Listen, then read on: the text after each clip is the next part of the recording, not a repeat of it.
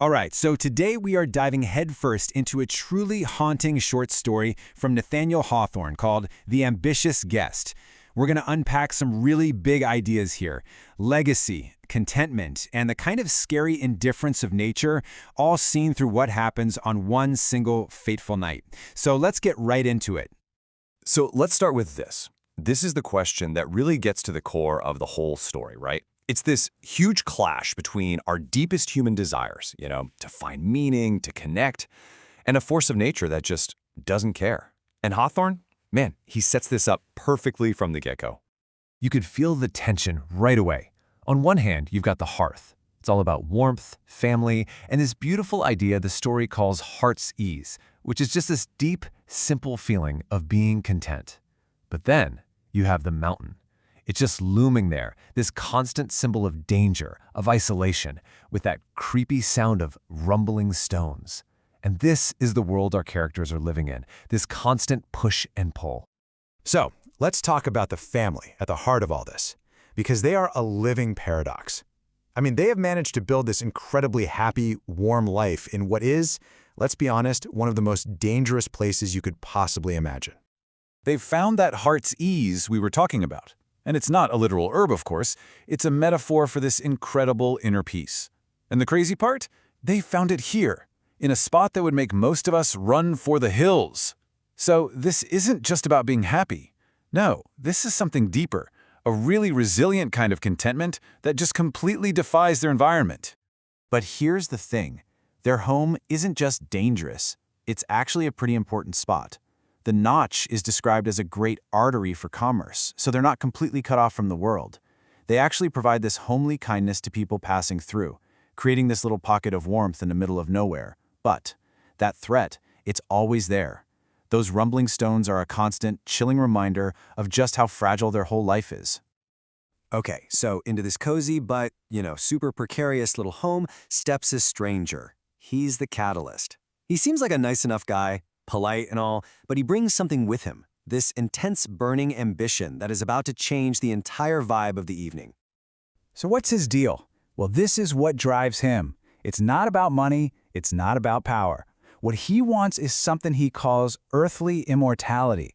It's this desperate, almost all-consuming need to leave a mark, to build a legacy so huge that he can never, ever be forgotten. And you can just feel the intensity when he says this, right? This isn't some casual wish. This is his entire reason for existing. For him, life is literally a race to build this monument to himself before death shows up. It's this incredibly powerful, almost defiant shout against the idea of being forgotten. And this is where we get to the real heart of the story. The guest's ambition, it's kind of contagious. Suddenly, everyone sitting around that fire starts thinking, wait, what does it mean to me to be remembered?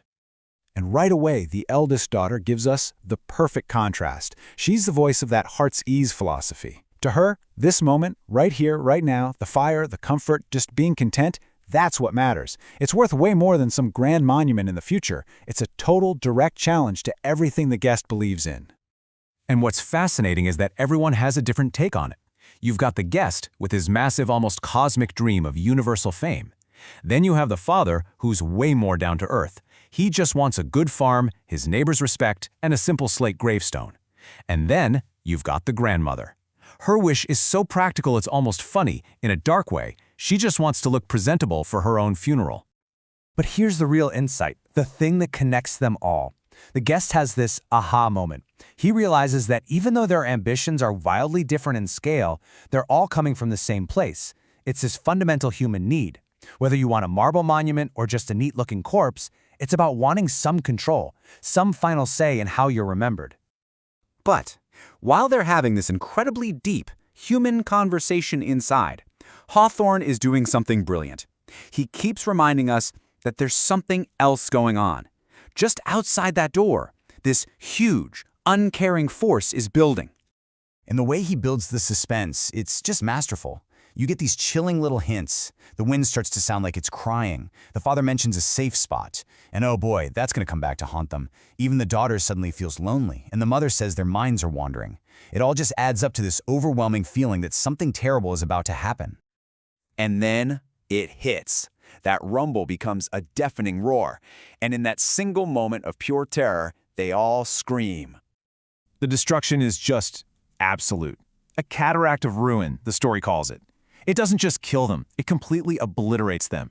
And that final line, their bodies were never found. Wow. It's just devastating. Every single dream, from the biggest to the smallest, just vanished. So, after all that, what's left? Well, this isn't just a simple tragedy. What Hawthorne gives us next is a masterclass in irony. He shows us exactly what happens to all those human dreams when they smash head-on into fate. So, what about all those dreams of a monument? How did fate end up answering those wishes? Well, the answer is the story's absolutely devastating punchline. The irony is just brutal. Think about it. The guest, the one who wanted a glorious, unforgettable monument, people now doubt he even existed. The father, who just wanted a simple gravestone, there's no body to bury. The grandmother, who was so worried about her grave clothes, same thing, no body ever found. It's like nature didn't just ignore their wishes, it twisted them into their exact opposite. And maybe the cruelest twist of all is how it actually happened. They ran out of their house, the one single spot that, miraculously, the avalanche missed completely. They ran for their safe spot and ended up running straight into the path of destruction. The one thing they did to try and save themselves is what doomed them. So the story ends with this absolutely haunting, quiet image. The cottage is perfectly fine. The fire is still going. The chairs are still in a circle. It looks like they just stepped out for a second. It's this ghostly monument to a life that was there one moment and then just gone. A perfect symbol of nature's total chilling indifference. And that leaves us with this big nagging question, doesn't it? The story doesn't give you an easy answer. Was the family right? Is a life of simple, quiet contentment the most meaningful path? Or is there something to be said for the guest, for striving for something bigger, even if you fail? Hawthorne just leaves us hanging in that really uncomfortable, thought-provoking place to sort it out for ourselves. Thanks for digging into this with me.